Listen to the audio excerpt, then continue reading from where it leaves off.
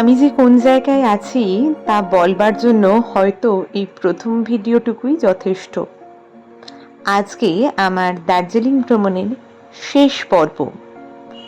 আজকে আমরা দার্জিলিং থেকে প্রথম পাড়ি দিলাম পিস প্যাগোডা জাপানিজ টেম্পলের পথে।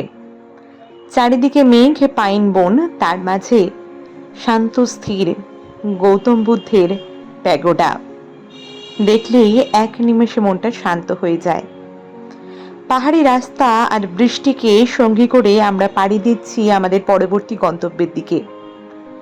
এসে পৌঁছালাম ঘুম মনাস্ট্রিতে। বৃষ্টি একটু আগেই থেমেছে, কিন্তু চারিদিকের প্রাঙ্গণ জলে জলসিক্ত হয়ে।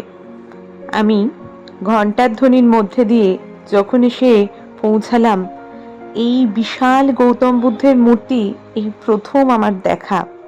সামনে জ্বলছে মহাপরিনির্বাণের সেই জ্বলন্ত প্রদীপ। পরবর্তী গন্তব্য বাতাসিয়ালু। নামখানি যেমন সুন্দর, তেমনি সুন্দর এখানে চারপাশের পরিবেশ। চারিদিকে সবুজে সবুজ, মাঝখান দিয়ে টয় ট্রেনের রাস্তা। যদিও এর ইতিহাসখানি ততটাও সুন্দর নয়।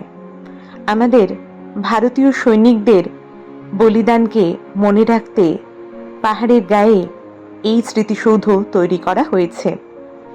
থাক এসব মন খারাপের কথা, আমরা বরং দু চোখে মেখে নিই দার্জিলিংয়ের এই অপার সৌন্দর্যকে। যতদূর চোখ যায় মেঘ, পাহাড়, আর তারই মাঝে মাঝে সোয়েটারের পসরা সাজিয়ে বসেছেন এখানের দোকানিরা। রাখা রয়েছে দূরবীন, দূরের দৃশ্যকে চোখের সামনে ধরে রাখবার জন্য। এরই মাঝে ঘটল এক অবাক কাণ্ড। এখানে দাঁড়িয়ে থাকতে থাকতেই দেখলাম পরিণীতা সিনেমার স্মৃতিকে উস্কে দিয়ে চোখের সামনে দিয়ে চলে গেল একটা টয় ট্রেন। পাহাড়ের আবহাওয়া ভারী অদ্ভুত। যাত্রা শুরু করেছিলাম বৃষ্টি দিয়ে, কিন্তু যখন বাতাসিয়ালু ভ্রমণ করে দার্জিলিং মলে এসে পৌঁছালাম, চারিদিকে তখন রোদ।